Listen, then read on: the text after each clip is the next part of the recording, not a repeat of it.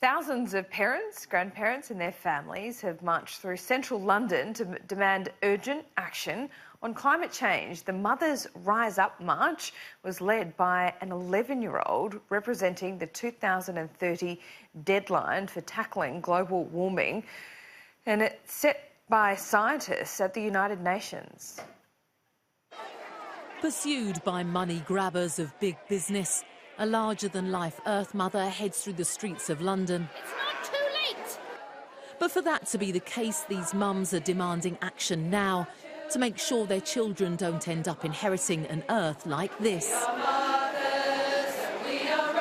Among the marchers was TV presenter and mother Connie Huck. And when things aren't tangible to people, often there's a real complacency because they think not in my lifetime or it doesn't affect me. But this is going to happen and it will affect everyone. This latest march follows months of protest that has seen children skipping school to make their voices heard and Extinction Rebellion's civil disobedience campaign. But it only works if the right people are listening. As these people were preparing for their march, on the other side of the world, the United Nations Secretary-General was speaking in New Zealand about his fear that the political will to fight climate change is fading. And it's the politicians that the protesters are urging to sit up and listen. For Rosamond Kissy-Debrah, the damage has already been done, losing a daughter, Ella, to asthma that she's convinced was caused by air pollution.